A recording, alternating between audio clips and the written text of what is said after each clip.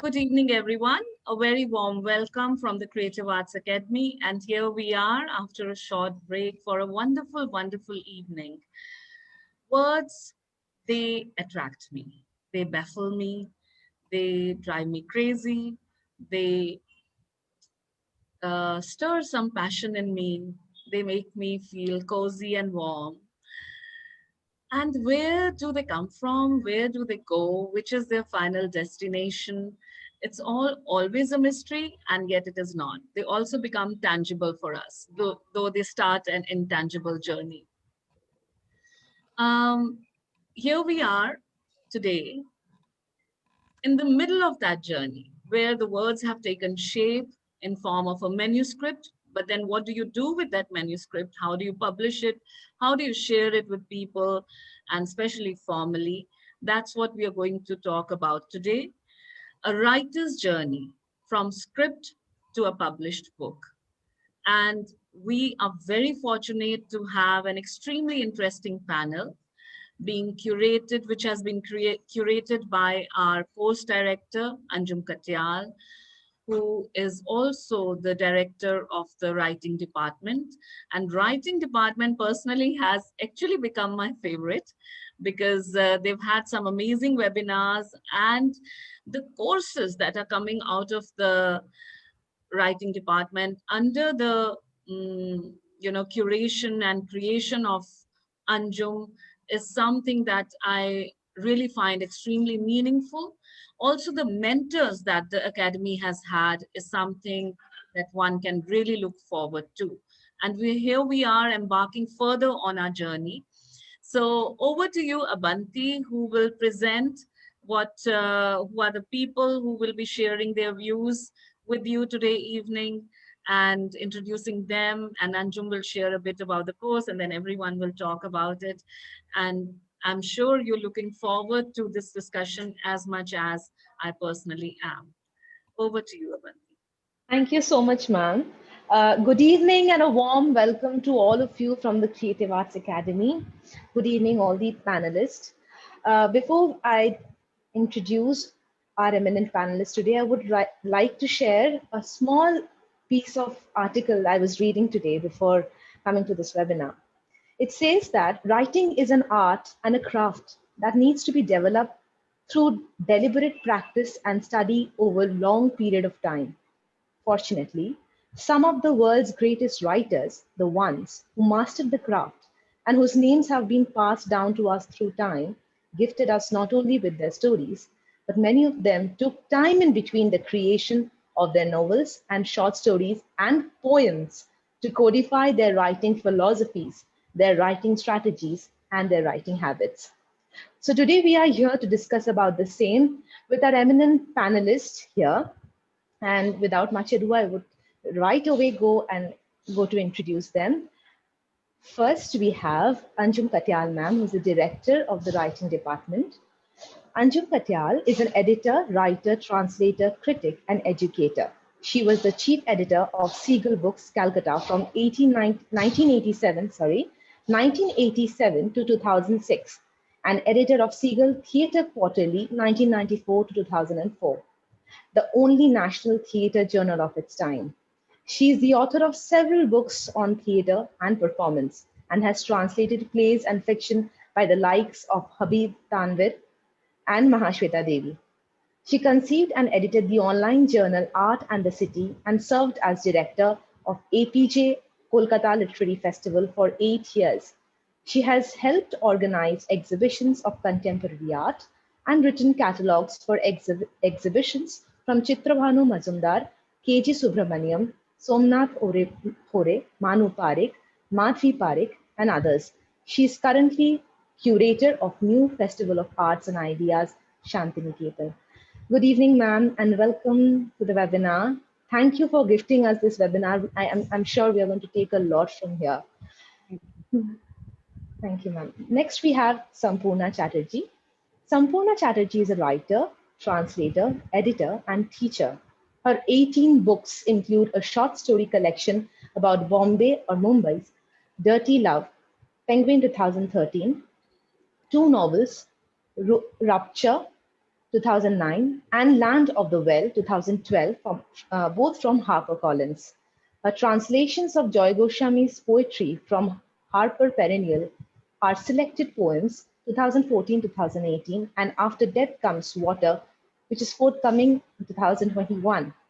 Among her 8 poetry titles are Over and Underground in Mumbai and Paris, Westland Context 2018, the result of a collaboration with Kartika Nair, and The Bhabachaka and Other Wild Poems, Scholastic 2019, which she co-authored with Welsh author Ulrich Salisbury. Space Gulliver Chronicles of an Alien was first published by HarperCollins in 2015 and reissued in 2020. Her translation of Shukumar Rai's poetry and prose, Wordy Gurdy, I'm, ma'am, please tell me, please excuse me if I'm not Goody boom. pronouncing wordy, Goody goody yeah, boom. yeah, Goody goody boom. Wordy Gurdy Boom is a Yes. puffin classic. Sampurna is poetry editor for the Indian Quarterly and teaches writing to design students at IIT Bombay. That's beautiful. Welcome, Sampurna ma'am. Thank you Welcome to so much. today's webinar. Yeah. Next, we have Mimi Choudhury. Mimi Choudhury has been publishing professional for 2 decades, having worked at senior editorial positions at leading presses Macmillan India, Sage Publications, Oxford University Press, and Orient Black Swan. She has commissioned academic and semi-academic books across a range of subjects and headed social sciences publishing at Orient Black Swan. She has been especially passionate about books with direct contemporary relevance on politics, history, society, and culture. In keeping with this interest, she chose to move from publishing books for a largely niche audience to those who potentially wider readerships. Mimi believes now more than ever in the importance of commissioning domain experts to also write for informed audiences in an accessible, non-specialist style. Welcome, Mimi ma'am. Thank It's you. an it's an it's a privilege to have you here today on board. Thank you. And our last but not the least eminent panelist, Karuna Ezara Parikh, is a writer from New Delhi. She is known for her poetry and journalism and most recently published her first novel with Pan Macmillan India, The Heart Asks Pleasure First, now nominated for Best Debut at the Arthur Awards. She has a book of poems releasing with HarperCollins this coming fall. She lives in Calcutta. Welcome, Karuna ma'am, and I'll be handing this over to Anjum Katyal ma'am for the webinar. Thank you so much. Thank you, and have a let's all sit and listen to experiences Right. which will help Okay. us get Yeah. the words. Thank you very much, Avanti and Ramanji, for sparking this webinar off the way you have and for the rather detailed bios. It's nice to know a little bit about what each of us has managed to do. And I personally was very happy to know all about Sampurna's 18 books. Apurna, may there be another 18 within another 6 months. So welcome everyone. Now, before we begin the discussion, I thought I'd just say a few words about why we're doing this discussion in the first place. It comes out of the fact that we at the Creative Arts Academy have been sort of facing a request from a lot of very young, aspiring writers who are interested in knowing that once they've done got their book up to a certain stage, or they're working on it, or they're sort of halfway there or almost there, what happens next? And there is a kind of opacity I've realized between people who are in the world of writing and the publishing world. Very often there is a kind of lack of understanding of how does one reach from that private world of being ensconced in your book and exploring your ideas and bouncing them off friends and getting feedback and then being almost ready and knowing then what happens after that. And there is a kind of sense that this publishing world is a very different sort of entity. In some people's minds it's almost like an ogre. How do you break in? How do you knock on those doors? There doesn't seem to be any way in. Do you have to know people? to be able to get your manuscript to them? What is the process? What do you just send them something? Do you just hope for the best? There are all these questions. So I thought that it might be nice to actually offer a course where you guide a writer who's at this stage of their writing through the process of finalizing the manuscript, looking at it in a more critical, distanced way than you do when you are in the throes and the first heat and intensity of writing it. And then once you feel that that manuscript is final, what then are the next stages? How do you proceed? How do you actually get to the publishing house? And how do you finally see your book on a bookshelf? So in a store, hopefully. So this was the idea behind the course. And I thought that one of the sort of ways we could sort of spark it off would be to have a discussion with people who have spent their lives doing precisely what we're talking about. So I invited Sampurna to be, actually Sampurna is going to teach the module, 6 of the modules on this course. So she's going to guide writers through the process of finalizing their manuscripts, getting their manuscripts to a publishable and submission stage. And she's called her segment of the course, How to Be Your Own Editor. So she's going to help people look at their work through the eyes a little more critical and analytical than when you are looking at it just as a writer, right? So there'll be that kind of very interesting back and forth between being the writer and also looking at your work as an editor. So Sampurna is very much part of the course because she is going to be guiding the writers through that part of the course. And I asked Mimi Choudhury, who's also very kindly agreed to teach two sessions on the course, because Mimi is somebody who spent her life in the publishing industry on the other side. She has been a commissioning editor. She's been a senior editor with several publishing houses. And she's also been able to see a kind of bridge, a kind of vast span of the different kinds of publishing that are available in the country. And now Mimi is also a commissioning person who looks for interesting work, who tries to guide the writer to the right fit for them. And so to do that, she has to have a very good grasp of the overall scene, how things work, who's looking for what is the actual process, what works best for you, etc. Karuna is at one of the most exciting stages of a writer's life, because Karuna is actually just at the stage where her very first novel has come out. It's come out to considerable acclaim, and she is sort of poised at the start of this journey. And I think that that was one of the, you can't ever get that time back again. It's gone. After your second book comes out, it's over. But this particular journey, this memory of writing your book, finishing your book, reworking on your book, and then the entire negotiation with the outside world, looking for how this book is going to start its journey. Who is it? Who is going to guide it? Who's going to take it by the hand and make it actually reach people? So that interesting sort of phase of a writer's life is still very, very fresh for Karuna. And I'm really delighted that Karuna, who's an extremely busy person, has actually agreed to spend this time with us today. Thank you so much, Karuna, for that. And Mimi and Sampurna for so sort of generously agreeing to come on board. So having spoken at some length about what we want to discuss today, I thought let me start by asking Karuna, in fact, since Karuna is sort of at the nascent stage of this journey, with Sampurna and Mimi are going to also sort of come in on a little later. Karuna, what are your, if you are thinking about talking to somebody who's at a stage where you were, say, about 2 years ago, somebody who's almost ready with the final draft, what do you remember about that time and what would you advise them to do?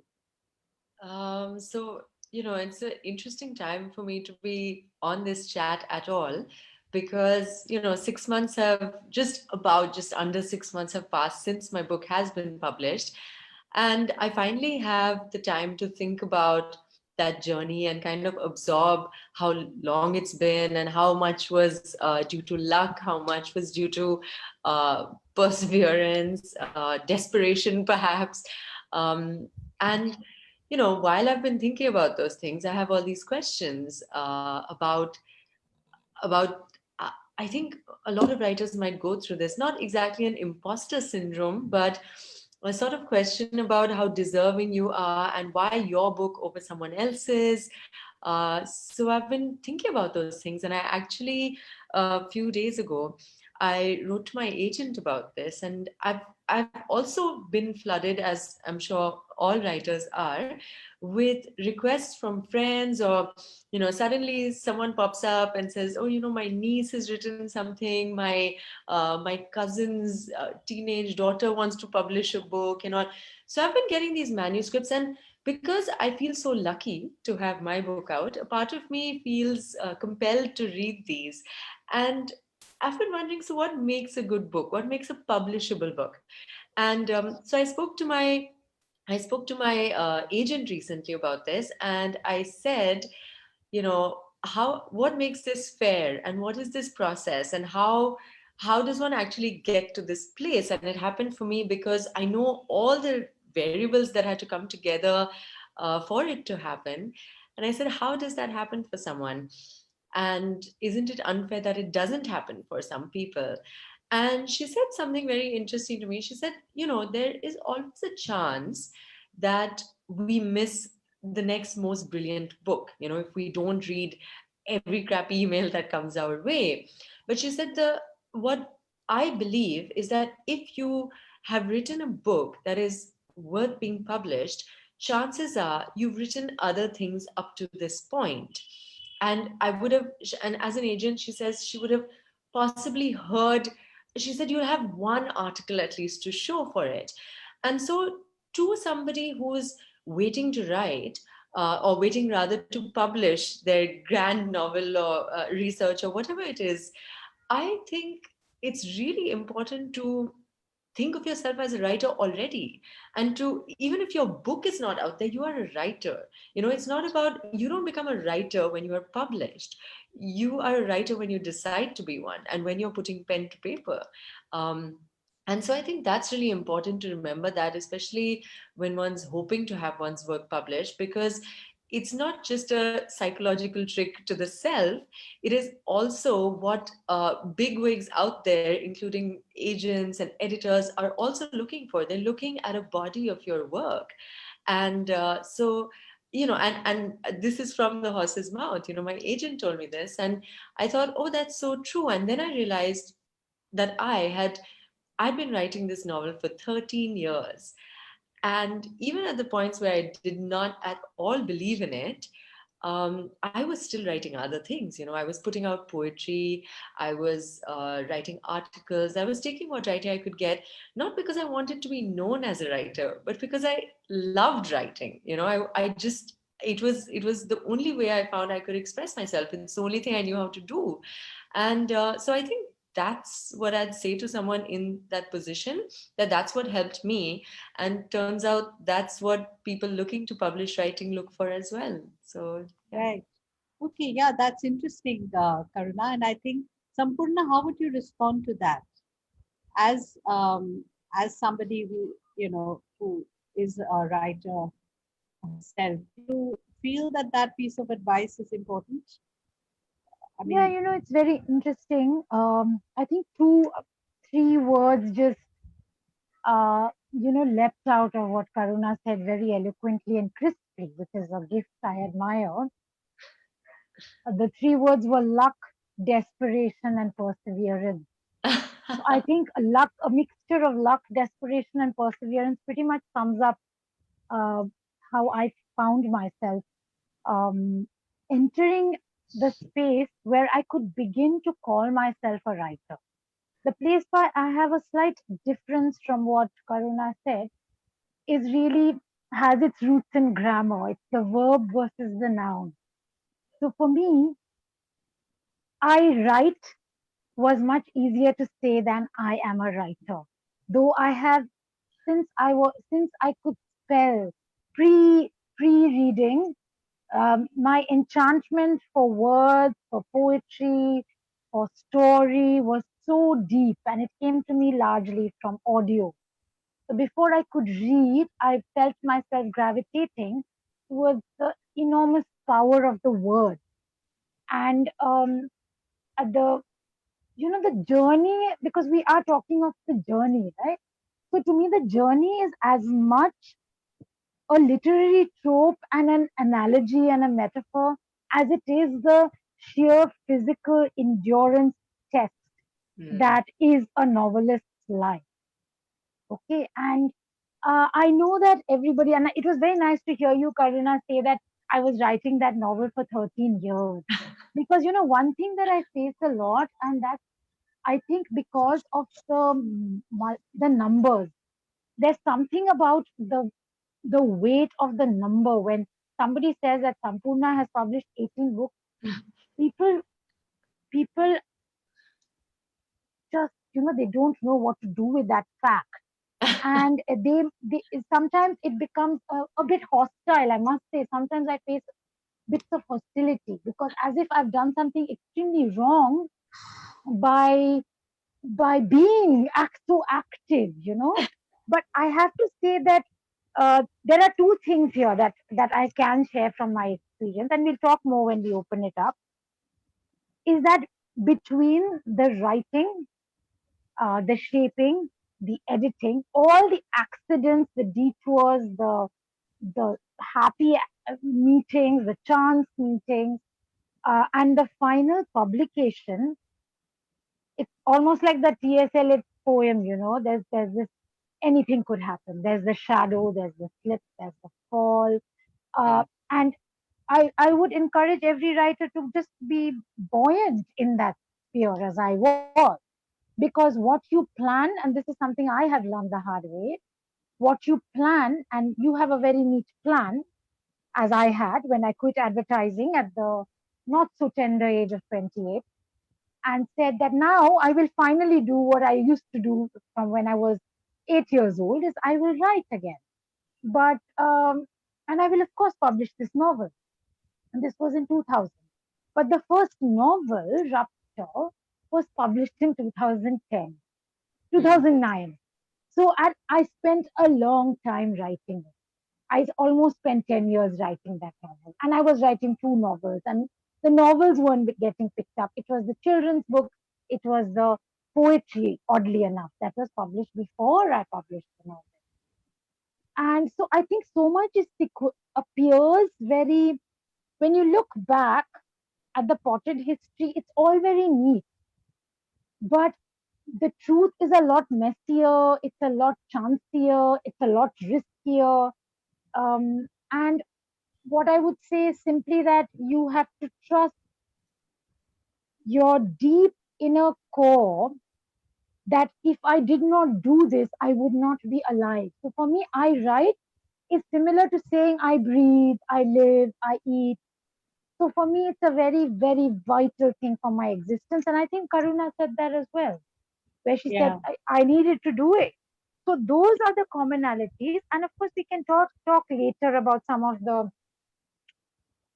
how things happen, which is always a mystery and sometimes a great gift. Something could happen in a very left field way, and lead you to something. I had no intention of writing children's book ever in my life, ever. And yet the first book I ever published, the first two books I ever published were children's books from Puffin. And then it went on to one thing and another and another. So maybe we can talk about how if you go with the flow, and I think younger people are better at this perhaps, where they go with the flow. So maybe we can talk about that because perhaps that is the real secret of this, what looks like, oh my God, when does she sleep? And does she even have a life?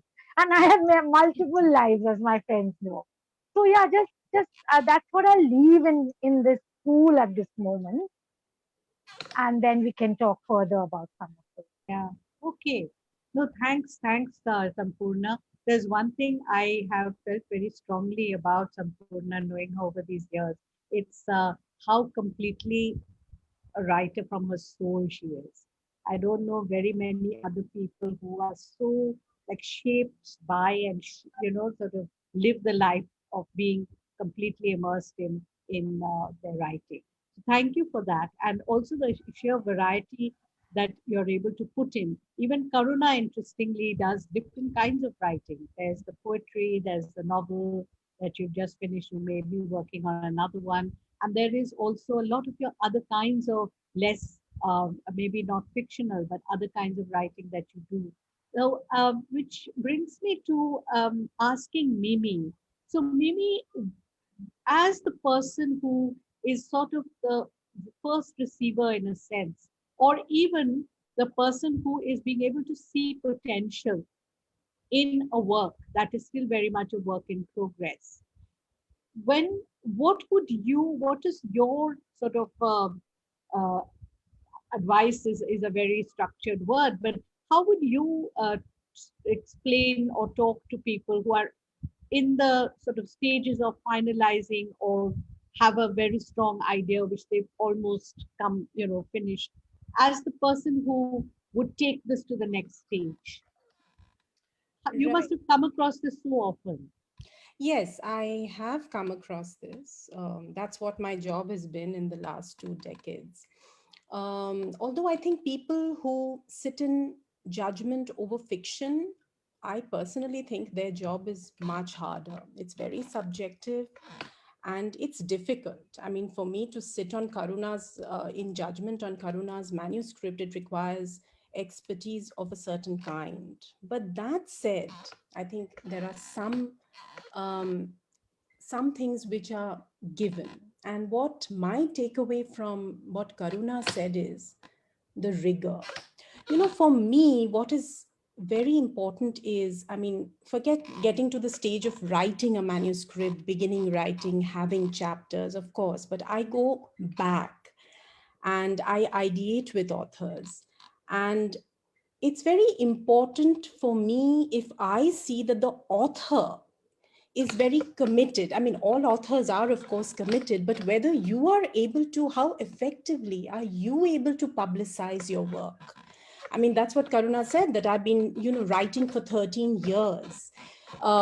She's going through that rigor. Also coming from an academic, semi-academic kind of publishing background, in some senses, that's kind of, we are already dealing with academics and authors who come with recommendations. They have credentials in terms of a PhD, or they would have written several papers.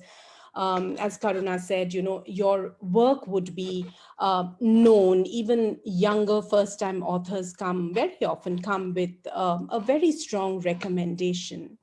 But not everybody is able to effectively get across to you that, yes, this is the reason. You are first and foremost your own publicist, the publicist for your work. I mean, after all, when you're pitching it to a publisher, essentially what you're doing is that you're saying that, look, this manuscript, my work, has a reader.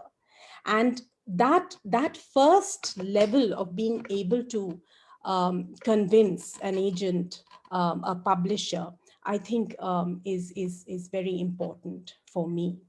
So all the and then of course comes the whole idea about the proposal and how you write the proposal and how you're able to establish that, is it a compelling narrative, and how the narrative flows, and is there a story there, what is the plot, what is the theme, are you being able to engage me sufficiently, is my reader going to are you confident that am I confident as an agent? And my confidence will, of course, come from my conversations with my author, that am I going to be able to um, um, um, engage a certain number of readers who will be interested in reading this book, this story, this issue. So that would be, something that I would look for in the first instance. Right. So maybe if I am understanding what you're saying, you're almost saying that even before you come to the actual writing, you're actually engaging with the persona of the writer, or the person of the writer. in Right, terms of how right. committed the writer is, or how Yes, convinced the writer is of his or her work that he is yes, trying to. yes. And it's more the ideas and the thought and the mental sort of landscape of the writer that you are interested in, and that draws you to the ultimate work, That right? does draw me, yes, yes. Solicited or unsolicited, when I go to an author or when an author comes to me, I mean, these are things that I would look for in Right, an author in the first right. instance. That yes, I mean, of course, it's not necessary. Sometimes authors may not be able to effectively get that across to you. We do Right. deal with situations, you know that, but I'm saying that that that first point, you know, when you discuss, when you ideate, when you talk about it, one of the things that I would look for is that why am I the best person to write this? How am I contributing? What is it in my story? What is it that I can say it better than anybody else? Okay, right. That's interesting. Sampurna, you were wanting to sort of take up a few points. You said, let's discuss this a little later about the process. So we've talked about, so far we've talked about the sort of final stages of write and the commitment to writing that sort of drives the whole process. And uh, Mimi is picking up on the fact that it's actually that passion and involvement and commitment that that also inspires her to be drawn towards picking up a manuscript. So from there, do you want to move into what you were saying? Let's discuss later about the different aspects of the process.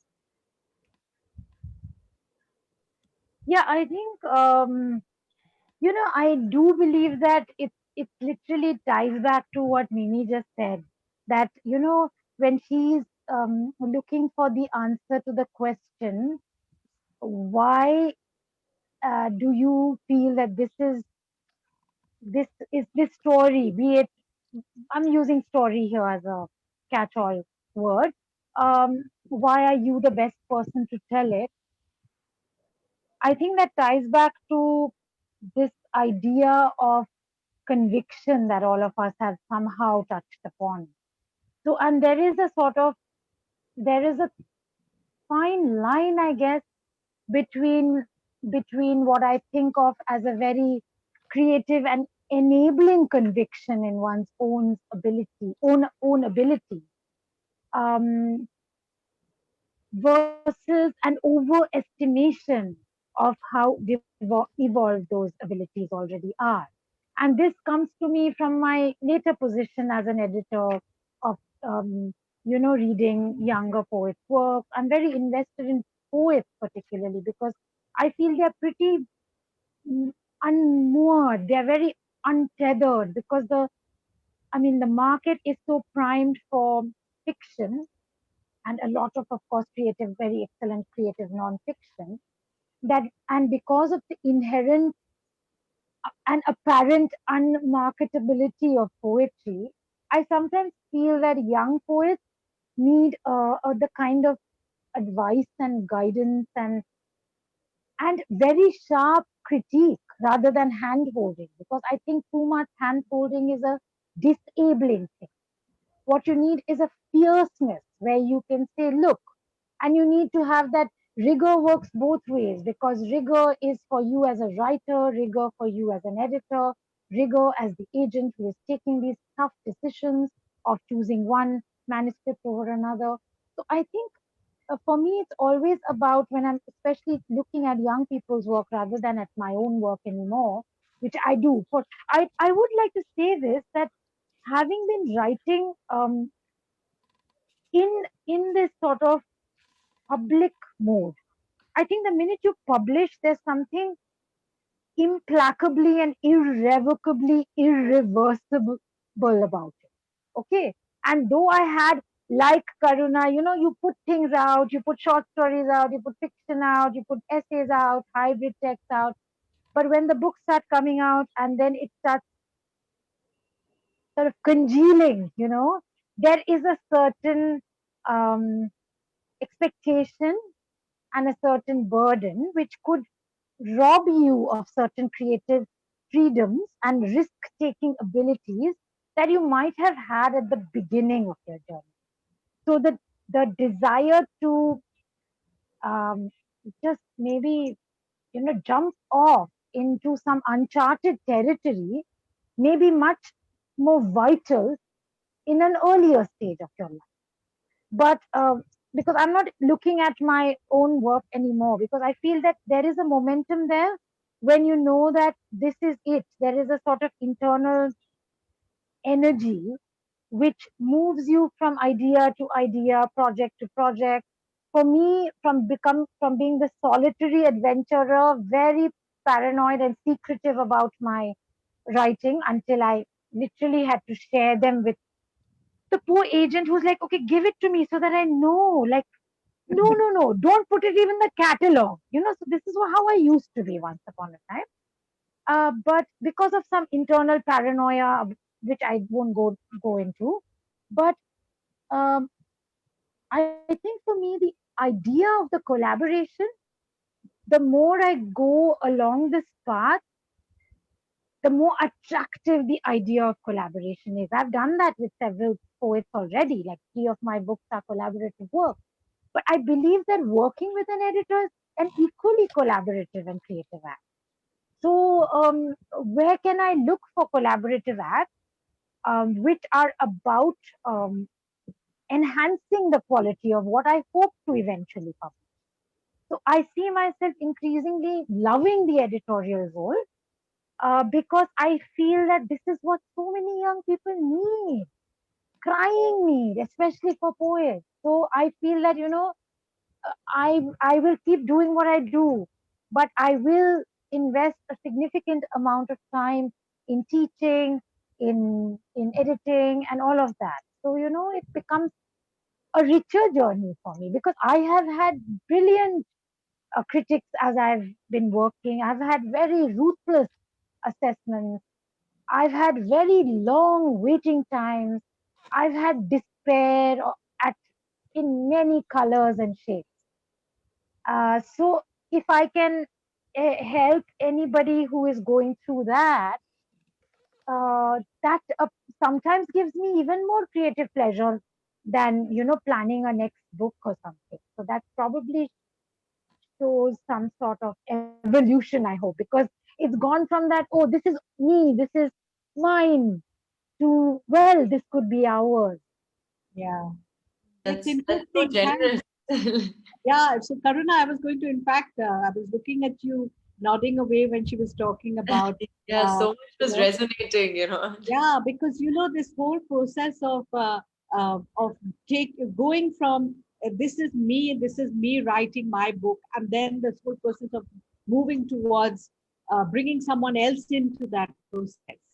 How Yeah, was that for you? Because it's you, such an you act must. of submission and vulnerability. So I was, a lot of what you were saying, Sapuna, was really resonating. And I must say, the one thing you said that really struck me was, I too find it hard to say I am a writer, and it has been much easier to say I write. And I think that is because it's never been a role that that's the fantasy, the role of the writer. But the reality is the action of writing, right? And that's in the present. That's very grounding and rooted. That's the real feeling of this passion. So I was thinking a lot about that, and I was also thinking about what you said about rejections, and maybe what you were talking about, the rigor of it, right? And what many people don't know is, in order to tell a neat story, I always say I wrote this book for 13 years. But the truth, as you said, is always messier, right? And the truth is that I wrote this book for 4 or 5 years, and then I got a devastating letter from email from my editor at the time, and she really called it out and said it just wasn't working. And I put it away for 3 or 4 years after that. And in that time, I continued to write because I don't know how not to. I continued to write, but the idea of myself as an author, that very young fantasy of myself as a published writer, I put that away, and I was very much tail between my legs, just writing for myself. And from that space, I then sat down 4 years later to write a novel. And in a very strange way, I was no longer imagining the cover or imagining the praise or imagining an editor or which publishing house. I just needed to get that story out of myself. And I just needed to do it for myself. And in a strange way, it was only upon banishing or being forced to banish the dream of being published that I could create something that was finally worthy, I guess, of being published. And I think that's how it often is with art, right? That you have to, you, while creating in the hope of an adoring audience, you have to not have the idea of the audience. And it's very complicated, and it's such a personal, and I think that's why isolation works so well for people like us. um, but yeah, it really, it was like hitting rock bottom and then being able to come to that. And I find that hard to explain sometimes to people who are so eager to write to be published, because it's hard to say, well, forget about the publishing part of it, banish that idea, write for yourself, write because that story needs to come out of you, and then perhaps you show it to someone. Right, yeah. So it's complex, and it's shitty advice to give anyone, because how do you do that? But it's what worked for me. And Mm, I do believe, from exchanging ideas and conversations with other writers, that it is often what works for writers. I mm, don't know if you'd agree, Sampurna. no, no, in fact, what you said, it's almost like hearing myself speak because banish the fantasy.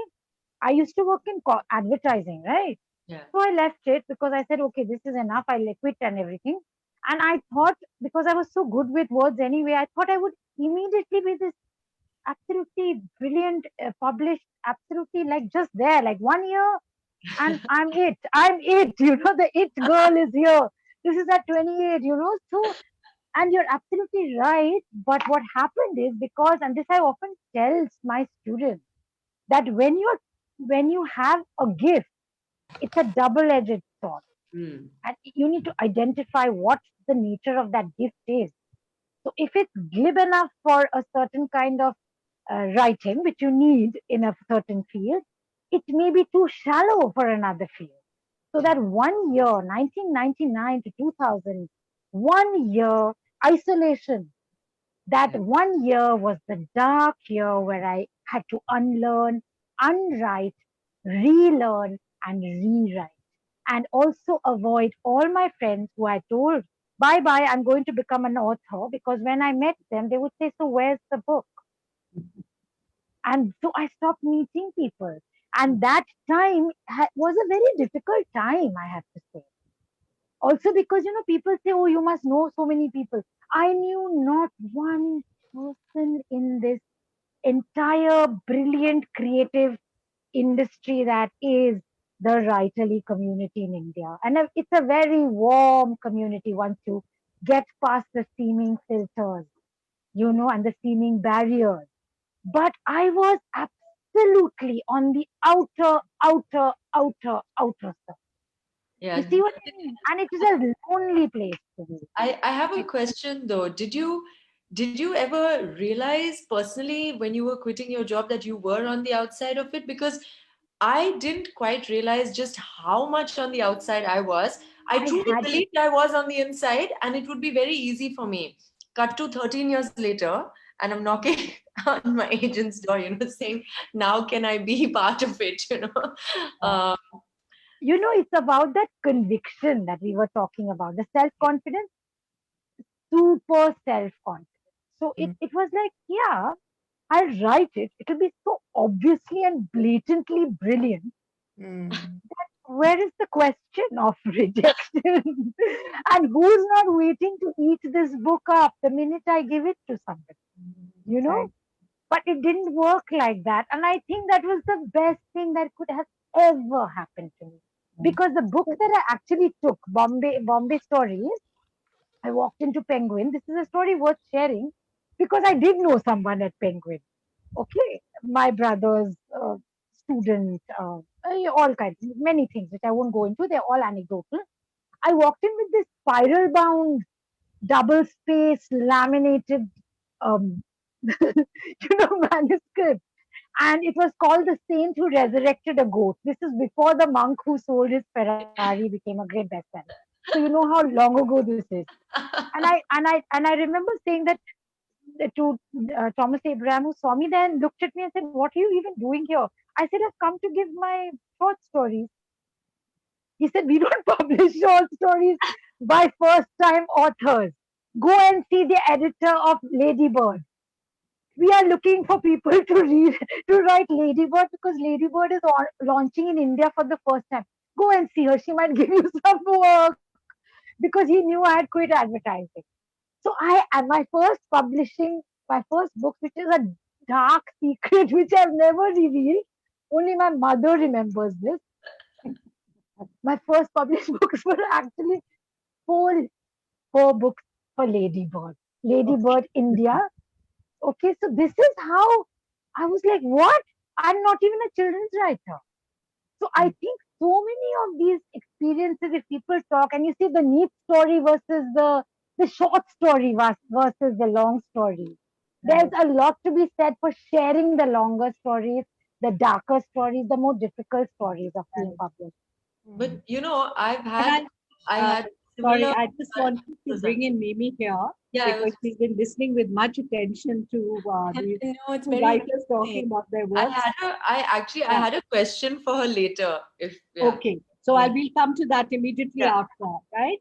So Mimi, both of the writers have been talking about this sort of strange experience of, in a sense, letting go in their belief in being published, or getting it sort of solidly knocked on the head and sort of made them being made to rethink about it, and then finally finding that opening that allowed it to burst through. As somebody who's sort of watching this from the other side, what is your response to what they've been saying? You know what the takeaway from both what both of them said was two very important things. Is what Sampurna said was about the learning and the unlearning.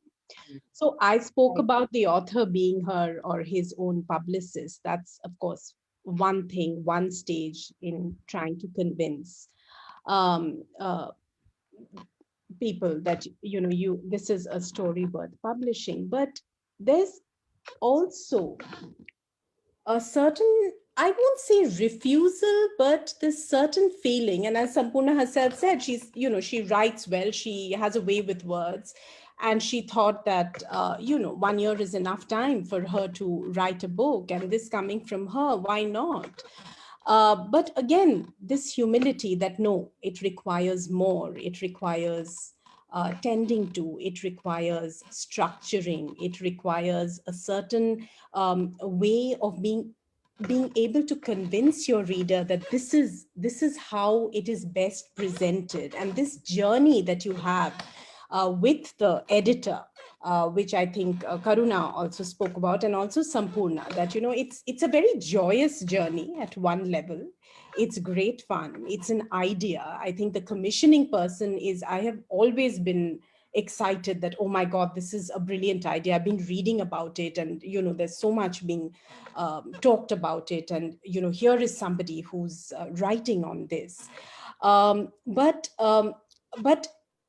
yes, at once joyous, a lot of anxiety, a lot of to and fro, a lot of tussle between the editor and the author, and then of course that resulting in an end product which is almost, I mean, which to which there is satisfaction, which cannot, of course, always be linked to how the book does sales wise, but in terms of from the time of the idea to the time that the journey that you undertake and to the final product. And I think this is very important, that realization that I need to sit back, I need to think, I need to work on it, I need to rework it. I was reading about a very well-known author who said that she submitted her entire manuscript, and then her publisher wrote to her, and just when she thought that she had completed everything, he wrote to her saying that, no, there are things that I just need you to completely redo. And that book went on to getting a lot of awards. But the point is that, again, we come back to the solitary life of a writer, to the rigor, to the kind of interaction, collaborative interaction that you have with your editor. Editor. Right. Yeah. Karuna, what was your question for Mimi? So what I was going to say is that, similar to Sampurna, I also have the Dark Secret, where the book, the book actually was, this book was going to be published back when I was, I think, 21 or 22, and I actually had signed a deal at the time, and um, similarly to you, nothing happened with it finally, and similarly to you, I had to really hide from my friends, who kept asking, weren't you writing a book? Where's your book? Yeah, where's that one? And it was so, the sense of shame was so much. And I remember I used to merrily go off from Delhi to JLF, and then I stopped going because, I thought, oh God, I'm going to bump into real writers and editors, and they'll ask, and, and that fell through. But obviously, I do believe, that these things happen exactly when they're meant to, and not a minute before. And I'm so grateful today that that deal fell through, that it wasn't what I wanted, that that editor left me high and dry, and that, today the book is out as it is. And I'm slightly mortified when I read the earlier drafts, of course, But my question to you, Mimi, was, do you as an editor, have you had that moment where you see a manuscript or a piece of work, and you have that instance where, where you think, this in 10 years is going to be brilliant, or this writer in 5 years is going to be able to write this? Because I'm very curious, on the other side, do you guys feel that? Do you guys know that? Do you have a sense of that? Because, No, it's that's a very so hard on pertinent this side. question, and I'm immediately reminded of a translator friend of mine who I met many years back when I was working as commissioning editor in Sage, and I happened to meet her at a bookshop, because in those days commissioning editors would also have to do trade visits, visit bookshops and find out how the books are faring and what kind of demands, how are the books being received in the market. And I met this very knowledgeable bookseller in Ahmedabad, and I'm not taking any names, but he introduced me. He just happened to mention, and so he said, have you not met her? So I said, no, I haven't had the chance to meet her. And he called her, and she came, and we had the most amazing conversation. And I had nothing, and she had, at that point, she was thinking of writing, she was teaching. It was very evident to me that she was very bright. um, and and we discussed what I think at that point it was, they were ideas in her head. And as a young commissioning editor, I was very excited. I mean, I was probably all of 30 or 31, and I was, just beginning out. And also, having just completed my MPhil, and I was traveling and meeting with authors. All this while I was a student, and now I was, meeting authors. So I was also now graduating to the other side. And at that moment, and or those, that half an hour, 1 hour that I spoke to her, I thought she had tremendous potential. It was just an idea. We discussed ideas. When I went back to Delhi and I spoke to my publishing director and to the managing director, and I said, we just really need to invite this proposal. And she sent it, and the book went on to doing very well. And she wrote several books after that. So that sense of satisfaction that you derive, that you spoke to somebody, and this was also a first time author, right? So it's one thing, as an academic publisher over the years, I have worked with established names who've come, as I said, on recommendations. But I think the excitement and the sense of satisfaction is just not comparable when when you are seeking out a new author, new ideas, and then when you sit back and look, you're looking back and you say, oh my god, that's where we started, and look how many books she's written. So it's also a sense of satisfaction that you were not way off the mark, you were correct, that there was potential there. One needed to work, and that's where what both of you were saying, that then the collaborative uh, you know uh, the journey comes in. But yes, we do meet people, we do think ideas are great. Not all ideas eventually materialize, but many do, and that sense of satisfaction is immense, immense. Right. Thank you, Mimi. I think what has been most enjoyable for me listening to all three of you chatting and is the sense of passion. The passionate belief in what you are doing and how much it means, and the excitement. It's so nice to, very often you encounter a kind of cynicism or a sense of being blasé about the entire process. So it's really nice to hear someone like Mimi getting so excited about meeting somebody who's still got their book at the level of passion, at the level of the idea. And then listening to Sampurna and Karuna also talking about the deep convictions that have helped them or driven them through over time, despite the dark secrets, despite the disappointments. So thank you. It's been a sort of very, very enjoyable session for me, certainly personally. But I just thought I have a few. I know that there are already a few questions, and I thought that maybe I know Sampurna has a very strict deadline. So I thought let's just take a few questions before we end the session. It's almost time. So Abunti, would you like to ask, sort of relay some of the questions that have come in? Yes, yes, ma'am.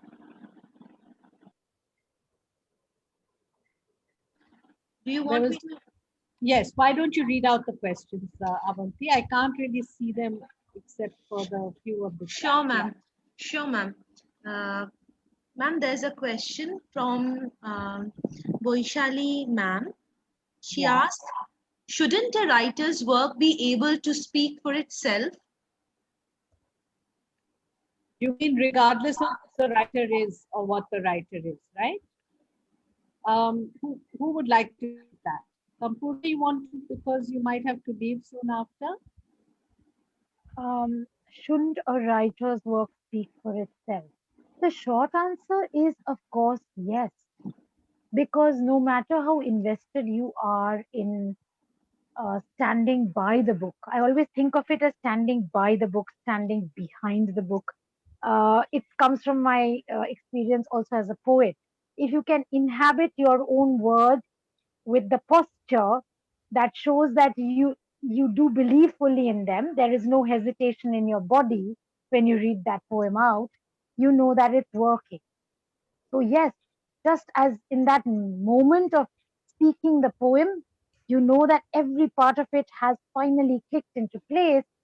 Yes, the writer, the thing you write, whether it's a book of fiction, non-fiction, poetry, should speak for itself. Yes, but I assume that the second layer of your question is, in that case, why should the writer have to be invested in it, um, in the in what surrounds it, which is the marketing, advertising, cover.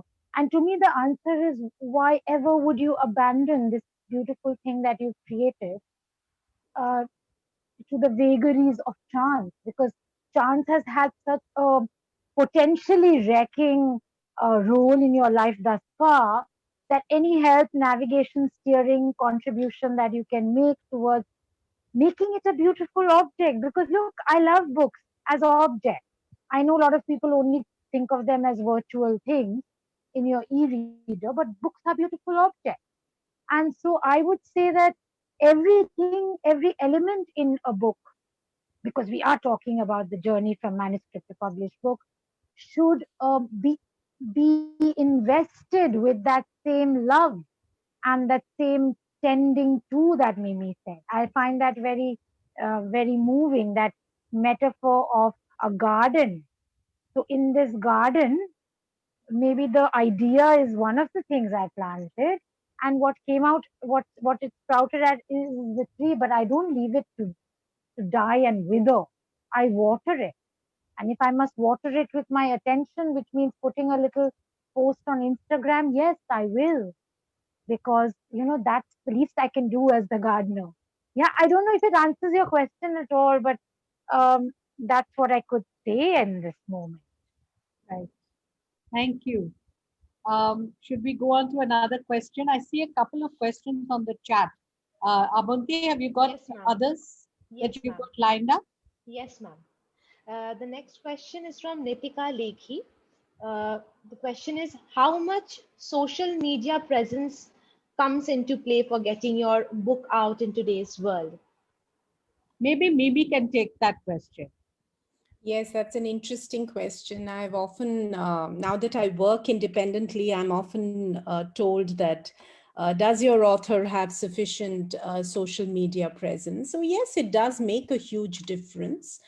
Though I'm not entirely sure, I'm happy to um, base my author's, the fact that she or he is well known to the world on the basis of social media. I mean, I think the writing should speak, the idea should speak. So I have some fundamental problems with that. Yes, of course, it helps if your author is well known, has a million followers, is very, writes and is visible. So of course, those things go without saying. But where I think it most certainly makes a huge difference is that once the book is published, there are just so many opportunities to make that book, that piece of writing available worldwide to a very large audience. So yes, it is very powerful. There is no getting away from it, and one shouldn't want to get away from it either. And I think it's very useful for disseminating the author's work, who the person is, what the work is about, the reviews, the discussions. So I think it's a very, very important medium. Thank Yes. Thank you. Karuna, you want to comment on that? I know you have a strong social media presence, Well, which is coming from the side of things where I had this, as you said, social media presence, before I was looking for a book deal. Uh, I do think also because writers and publishers, we are mostly private, quieter people, um, who have in many ways shunned this whole social media revolution or used it very sparingly. Uh, there was also a bit of apprehension, I think, when people found out that I, Karuna from Instagram, that girl, was had written a book and was looking for a publisher, because I think there was this apprehension that, oh, but she's that Instagram girl. And so I think very good publishers and editors and people who actually care about the written word, like Mimi, will rightly have slight apprehension about it. And I think it's complicated, because I think you're like, even for me, I published during a pandemic, and I was often very embarrassed to sort of, I was like, oh, my social media world is so different, and are people going to take this seriously? Are they going to take me seriously as an author? um, and eventually it just helped me sell more books. It helped me put the word out there, and I just used it as another tool to advertise myself and my work that I was so proud of. But there are days where it is a struggle. I know that there are people who don't take me seriously because of it. I sometimes don't take myself seriously because of it. That's so. uh, Is that so? Yeah. yeah, and It's interesting. yeah, and it feels like a struggle, because Instagram is also a space where I do other work, and when I put that work up, it sometimes it is a complicated space for me, and so Yeah, yeah, but so I wouldn't I wouldn't make that judgment. I wouldn't say that XYZ is on Instagram or Facebook in a certain avatar, and therefore how can she be a writer? No, I would never do that. All I'm Yeah, saying is that don't say that your author needs to have this kind of a social yeah. media presence for me Oh, to accept a book for publishing. yeah, Uh, I think that's very fair because, like you said, I do think the work should speak for itself, and I feel like you are some. I don't think a good editor makes a judgment that, oh, she's this Instagram person, but I think certain readers do. does do. I think, and so I felt, or maybe it is my own personal judgment upon myself, but there has been, I feel, some people putting out this idea that, oh, but she couldn't have written a serious book. Yeah, yeah. Um, Yeah, so there's just this sitting idea on that I have judgment on to what is serious and what is not, and completely, yeah. But I do think there are two sides to the Instagram thing or just the social media thing, Twitter, whatever it is. And of course, it's a help. And of course, it's it huge shouldn't help. go against an author if they don't have that presence at all. That's some of the best. In fact, I was listening to a wonderful interview with Anne Patchett, whose work I really love. And she said she has never even been on a social media platform to look at it because she Right. said they don't want to even enter that world. And I think that's Yeah. brilliant and that's fair. Right. And Yeah. yeah, and I think so many writers choose that, and Yeah. it's a very noisy space. So yeah. No, I would say very useful, very, Yes. it serves its purpose, but Yeah. I think it has some small limitations, but As you said, big Karuna, I think quite rightly, it's a very noisy space. noisy I think Yeah. space. sometimes And, you need and to if cut I'm out the noise. Yeah, Just and if I'm to be honest, in the months where I was writing the meat of my book, I was not on social media much. It was a very natural gravitation towards not being on it, because in order to immerse yourself in a world of fiction that you're creating, you really can't have that noise. And I needed to, yeah, disappear from this other world. So right. Thank you. There's a very sort of heartfelt question from somebody saying that how do you stay motivated during the editing process when the editor might just edit the part which is close to your heart? So I Mm, thought, Mimi, you could take that yeah, because yeah. I'm Very sure you relevant, know actually, exactly very how well. that feels. Well, I'm pretty, I'm pretty certain about. I mean, I'm very careful. Let's put it this way: that when I have edited myself, or when I have uh, spoken to my editors about the way in which editing should happen, I think it's very, very important to try and preserve the author's voice. Right? Of course, there will be interventions. Of course, you will make suggestions that will make for a better book. Authors do and also acknowledge that they benefit from those interventions. But I think it's important at all times to be very mindful of the fact that you are at the end of the day an editor. You are not the writer, and therefore you've no right to take away the voice of the writer. You have to be able to understand the phrase, the twist, the flavor, everything. You have to keep that bit intact, and then make the changes that you do. And I really believe in that. Yeah. and And and I from think, the so Karuna, were you saying something? I was just saying from the freshly published writers end of it, I'll say I am a very stubborn person. I was deeply attached to my words. But I will say this, that I accepted, I think, 98% of my editor's suggestions because I had deep trust in her, and I think one has to have that. Um, and I will say this, that without any doubt, my book is a much better book because of those edits. And right at the end, there was one thing that I remember I had said, I'm not going to cut that out. And it was this lengthy, very political sort of section that felt very jarring, actually, now coming to think of it. And she kept gently suggesting we cut it out. And I said, no, no, no, no, no, I want it there. And I think, 2 weeks before we went to print, I just slashed the entire thing. And now when I read that section, I think, God, she was so right.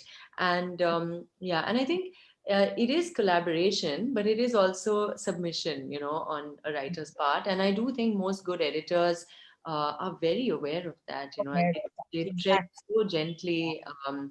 And That Yeah. is the mark of a good editor, actually. yeah. They can make substantial changes, but they will never take away your voice. Yeah, That in fact, my editor, I feel, enhanced my voice by asking me to expand on. There were sections where she said, you could write much more about this. Just go for it, And I think that was so lovely because the book is now just much more me. And I was scared of putting certain parts of myself in there, and she encouraged that. And I'm sure you do the same with your edits. Yeah, make it the best version of your work, basically. Right. That's Yeah. the, yeah, It's a very, very delicate, it's a delicate. delicate, yes. yeah. It's a constant give and take, give and take, give and take. It is a very delicate process. And I was just going to add to what Mimi said that, and to the question is that very often suggestions can also be talked through. Yeah. If the author begins to understand where you're going with your critique Right. or why it's coming, that why that critique is coming out and why it needs to be addressed, it's easier for the author then to start rethinking rather than if it's presented as a kind of, Yeah. I don't think this is right, or I don't, in a more sort of, Yeah. teacher student kind of way.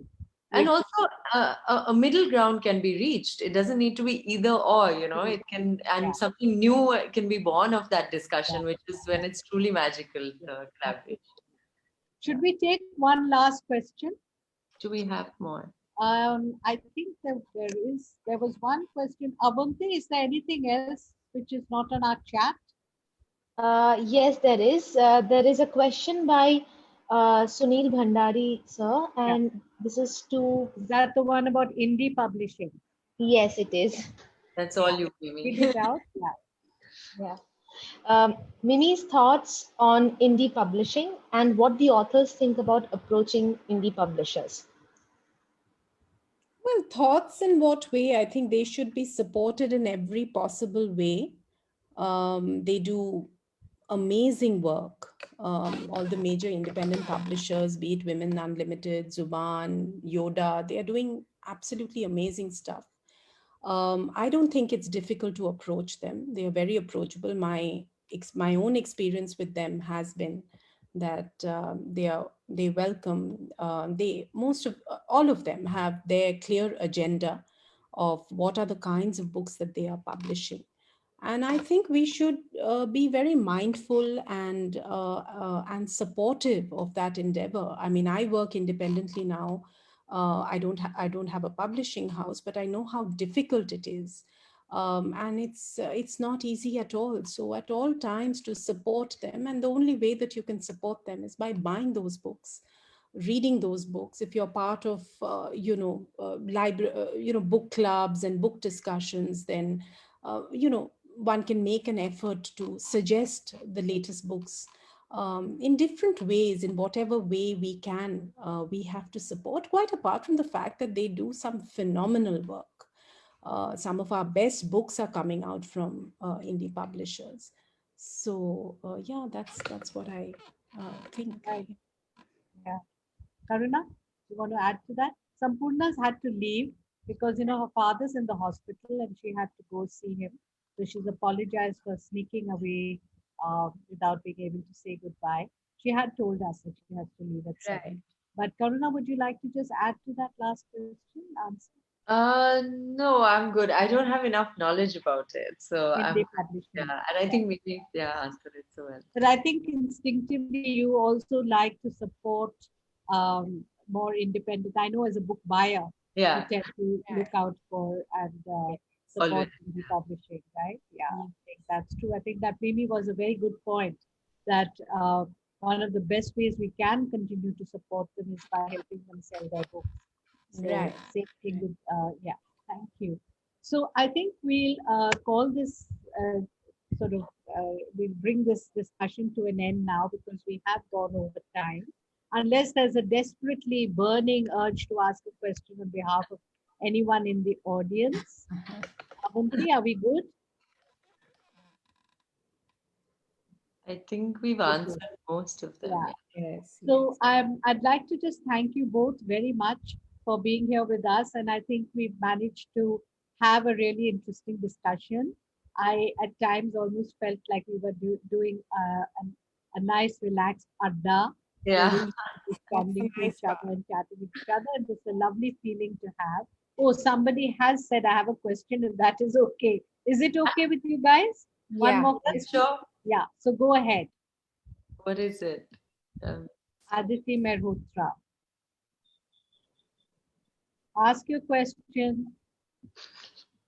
Ah, where did you find your agent? Very practical question. How, I mean, how did uh, you find your agent?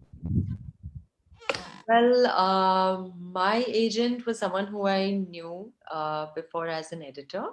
Um, and I'd met her through someone else I knew. Uh, but I do want to say this, that just because I knew her through a friend and I knew her before, it did not mean that she accepted my work easily. I had to send her many, many, many things before she agreed to be my agent. She said no to me for years, and it was very tough. So, finding an agent, it is difficult. And she is the one who told me, as I said at the start, that if you do want to be a published writer, you just start putting your work out there. You write and you write, and eventually something will be out there that will get noticed, or that you will have as a body of work to show to agents and publishers. Mimi, I'm sure you can, I don't know, at this point, probably answer this better than me, of course, because I've only got this one experience in my life on this. Yeah. Well, shopping for agents is, yeah, it's not always easy. Yeah. And being in publishing, you feel that, you, even if you don't know the person, know of people in the business. So it obviously seems easier. But I would say word of mouth, asking people, asking your friends, um, I mean, I'm using the word shopping, but basically also searches. I mean, a lot of publishers now have agents who work for them, and I think they put out that information that these are people through whom we accept manuscripts. So I Yeah. think a little bit of research helps. Research, Right. writing it, asking people. Like Karuna said, she met somebody. I always hear of people who have met an agent at a party, at a book launch. All book discussions and events nowadays, the agents go there. For all award ceremonies, they are present. They are looking out for authors, and authors are looking out for them. So it's just a little bit of research, the same research that went in earlier only to look for publishers. I think now equally, and especially for trade.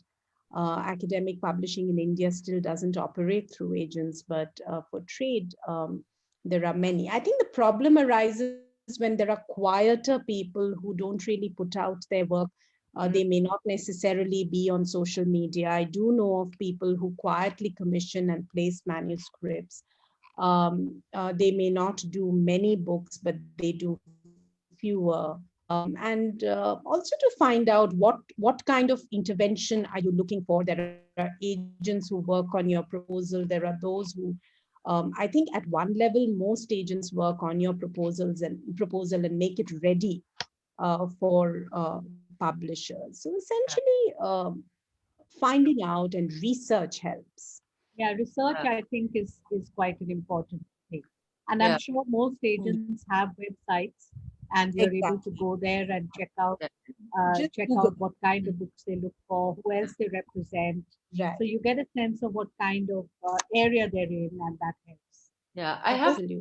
Yeah, just yeah. two things to say about the agent thing, and this applies to publishers, to people sending their work to publishers as well. One would be, it's important to check what kind of work that agent actually works with, so don't send them a sci-fi novel if they only do, like very highbrow literature or whatever it is. So Oh, find the niche. I think that's very important. And the second thing is, for anyone who's writing out there, this is one of the biggest complaints I've heard for years from publishers, editors, and agents. Do not send your entire manuscript, and do not send it handwritten. wow. People get this all the time, and even I, as a writer, have been sent entire manuscripts from friends who said, "Just read my book," and I'm like, no, don't do that. So also I think it's important to realize that everyone's really busy. If your work really needs to shine, create 3 brilliant chapters. I think that's, yeah. Absolutely right. Since you're now an author and you've been through the Yeah. process, that's accurate. I mean, I've made that mistake, which is why I know not to make it. Yes, a well-written proposal and 2 to 3 sample chapters is what Yeah. most of them ask for. Yeah, and which in fact now even academic publishers ask for. So yeah, that's the standard requirement. Yeah. Well, thank you very much. I'm glad we've managed to go through quite a few of the questions as well. And I think we're getting a vote of thanks by Upasana. So, Upasana, would you like to do that? And personally, I'd love to thank the two of you so much for this wonderful conversation. Thank you. Thank Thank you for having you. Thank us. you, Karuna. It was wonderful. Thank you. Yes, Upasana. We have spent a wonderful evening listening to our panelists, sharing their valuable insights on the journey of a writer, from conceptualizing one's book to final publishing of the manuscript. We would like to thank Mimi Choudhury, Sampurna Chattarji, Karuna Ezra Parikh, and Anjum Katyal for their time and thoughts on writing and publishing. We wholeheartedly thank our advisory board members Bhai Baldeep Singh Ji, Neeram Mansingh Chaudhary, Raman Ma'am, Anjum Katyal Ma'am, Neena Singh Ji, Sunil Bhandari Ji, Nandita Paul Chaudhary Ji, and Samarjit Guha Sir for bringing the pillars or for being the pillars of support for TCA. We thank our founder director, Ramanjit Kaur Ma'am, for being the torchbearer of the Creative Arts Academy and relentlessly working to advance the cause of the arts for the last 19 years. Moreover, we are grateful to our team members and interns for making all events of TCA a success. Finally, we thank our audience, guests, and respondents for supporting the Academy. We will continue to work and advance the cause of the arts. We have shared the link of the admission form, our social media, and our contacts in case anyone has queries about our manuscript and publishing course, which will begin soon. And you can also follow us on social media, all of the links of which have been posted in the chat. Thank you to everyone for your love and support. Have a great evening. Thank you very much. Very Bye nice. bye.